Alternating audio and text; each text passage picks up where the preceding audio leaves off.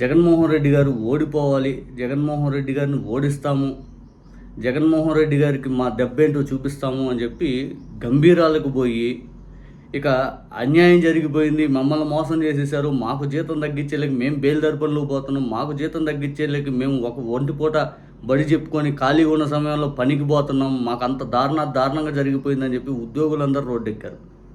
నిజానికి అప్పుడు చెప్పిన పరిస్థితి ఏంటంటే, రాష్ట్రం కరోనా లాంటి విపత్తికర పరిస్థితిలో ఉంది, ఆర్థికంగా మనం విభజన తర్వాత ఇబ్బందులు ఉన్నాము, అంత జగన్ గారు పూర్తి స్థాయిలో ఉద్యోగుల్ని కరోనా టైంలో కూడా జీతాలు మొత్తం ఒక్క రూపాయి కూడా తగ్గించకుండా మొత్తం ఇచ్చేశాడు. పక్క రాష్ట్రాలు ఆర్థికంగా బలంగా ఉన్న రాష్ట్రాలు జీతాలు మొత్తం తగ్గించేసినాయి. అయినా కానీ జగన్ గారు వెనక్కి దక్కకుండా ఉద్యోగులను అంత బాగా చూసుకున్నారు.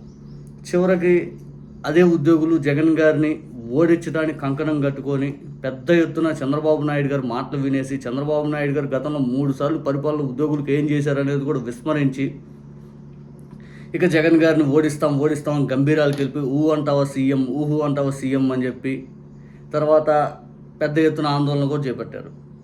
ఇక నిన్న ముఖ్యమంత్రి చంద్రబాబు నాయుడు గారు మాట్లాడినటువంటి మాటలు విన్నాక నిజంగా ఉద్యోగులకి సంబరపడ్డారు కదయ్యా. ఇప్పుడు చంద్రబాబు నాయుడు గారు షాక్ ట్రీట్మెంట్ ఏందో వింటే మాకు ఆశ్చర్యం వేస్తూ ఉంది. ఒక రకంగా చెప్పాలనుకుంటే బిత్తరపోతున్నాం మేము కూడా. ఎందుకంటే మీరు కావాలని ఎక్కించుకొని తీరా మిమ్మల్ని చంద్రబాబు నాయుడు గారు ఈ రకంగా వంచారు ఏంటయ్యా అనిపిస్తూ ఉంది. ఒకసారి చంద్రబాబు నాయుడు గారు నిన్న ఉద్యోగులను ఉద్దేశిస్తూ అన్న స్టేట్మెంట్ వినండి. గత 5 ఏళ్లలో వైఎస్ఆర్సీపీ ప్రభుత్వం ఉద్యోగుల జీతభత్యాల వ్యయాన్ని రాష్ట్ర సొంత పన్ను రాబడిలో సగటు 110% పెంచేసిందని చెప్పి చంద్రబాబు నాయుడు తప్పట్టాడు. అంతకుముందు 2014-19 వరకు తన పాలనలో ఉద్యోగుల జీతభత్యాల వ్యయం సొంత పన్ను రాబడితో సగటున 87% మాత్రమే ఉందన్నారు. ఇప్పుడు 2024, 25, 26లో రాష్ట్ర సొంత పన్ను ఆదాయంలో జీతభత్యాల వ్యయాన్ని 96% తగ్గించామన్నారు.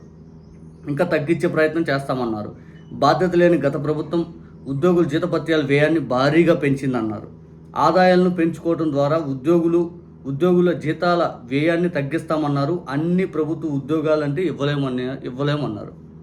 నిజానికి చంద్రబాబు నాయుడు గారు ఏం చెప్పారు? ప్రభుత్వ ఉద్యోగుల ఖర్చు దాదాపు జగన్ గారు 100 రూపాయలు వస్తుంటే 110 రూపాయలు పెట్టాడు. జగన్ గారి హయాంలో ఉద్యోగుల జీతభత్యాల ఖర్చు విపరీతం పెరిగింది. అదే నా హయాంలో 100 రూపాయలు 87% ఖర్చు పెట్టాను.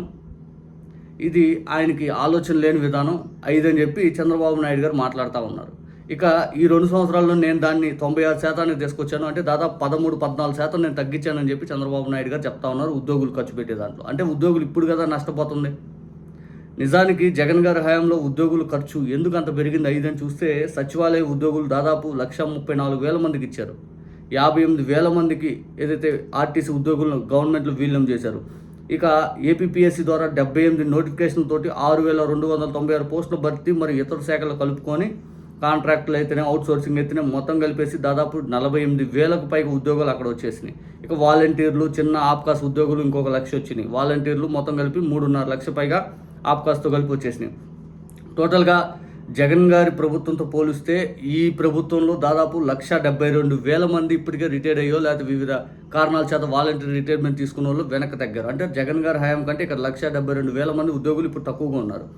ఇక వీళ్ళు ఉద్యోగులకి 96% తగ్గించాము 5 అని మాట్లాడుతూ ఉన్నవాళ్ళు మరి ఐఆర్ ఇవ్వలేదు, అలాగే మళ్ళీ పిఆర్సీ ఇవ్వలేదు. ఆ తర్వాత ఇదే ఉద్యోగులకి మోసం చేస్తూ సిపిఎస్ ఇస్తాము అది ఇది అని చెప్పి పెద్ద ఎత్తున వాళ్ళకి మద్దతు తెలిపే కార్యక్రమం చేశారు. డిఎల్ చక్కగా ఇవ్వట్లేదు. ఇక వాళ్ళని అన్యాయం చేసినట్టే కదా. ఇదే ఉద్యోగుల నాడు జగన్ గారి ప్రభుత్వాన్ని దించేస్తామని గంభీరాలు గెలిపోయారు. ఒకసారి చంద్రబాబు నాయుడు గారు ఉద్యోగుల గురించి ఏమన్నారు వినండి. మన ఆదాయం జీతాలు సరిపోతుంది.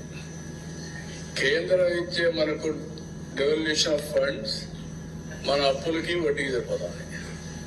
నువ్వు వెల్ఫేర్కి ఒకటి బారు welfare I can't stop it. How can I stop? Chandrababu Naidu garu చెప్పేది ఏంటంటే, ఉద్యోగులకు జీతాలు ఇచ్చేది మనకు రాష్ట్ర ఆదాయం సరిపోతుంది, కేంద్రం ఇచ్చే అప్పులు వడ్డీలు కట్టడానికి సరిపోతుంది, ఇక వెల్ఫేర్కి కొత్తగా నేను అప్పు చేయాల్సి వస్తుంది అని చెప్పి చంద్రబాబు నాయుడు గారు చెబుతూ, ఉద్యోగులకు ఫర్దర్గా నేనేమి చేయలేను, అంతకుమించి ఇంకా నా వల్ల కాదు అన్నట్టుగా తేల్చి చెప్పినట్టుగా అర్థం కాదు అది. అసలు ఆ రాష్ట్రంలో ఆదాయ మార్గాలు ఏం పెరగట్లేదు అన్నారు. ఇదే చంద్రబాబు నాయుడు గారు గతంలో ఆదాయం సృష్టిస్తాను, సంపద సృష్టిస్తాను, కట్ల నోట్లు గుట్లుగా పేర్చి మరి అందరి ఇళ్లపైన చల్లుతానని చెప్పినటువంటి చంద్రబాబు నాయుడు గారు ఈరోజు సంపద ఎందుకు సృష్టించలేకపోతున్నారు? ఉద్యోగులందరూ అడగాల్సిన బాధ్యత మీ మీద ఉంది కదా. ఉద్యోగుల నాడు ఆశ పెట్టుకొని చంద్రబాబు నాయుడు గారు అన్నీ ఇస్తాడు, చంద్రబాబు నాయుడు గారు మనకు అది చేస్తారంటే 2 ఏళ్ళు అయింది, ఇంతవరకు అయ్యారికి గతి లేదు. మీరు తెచ్చుకోలేకపోయారు. డిఏలు ఇంతవరకు మీరు ఎందుకు తెచ్చుకోలేకపోతున్నారు? చక్కగా మీకు రావాల్సిన బకాయిలు ఇంతవరకు ఎందుకు తెచ్చుకోలేకపోతున్నారు? నాడు ఇదే జగన్ గారు సంక్షేమానికి ఇస్తున్న డబ్బులు మాకెందుకు ఇవ్వట్లేదు అంటే డైరెక్ట్ చంద్రబాబు నాయుడు గారు నేను సంక్షేమం ఆపలేనని చెప్తా ఉన్నారు. ఆడేదో ఆయన సంక్షేమం కూడా ఇవ్వట్లేదు కదా. 3.5 లక్షల కోట్ల పైగా అప్పు చేశాడు చంద్రబాబు నాయుడు గారు. ఆ డబ్బులన్నీ అడిగిపోయినాయి అని అడగండి మరి మీ ఉద్యోగులు. ఎక్కడ పోతున్నారు మీరు?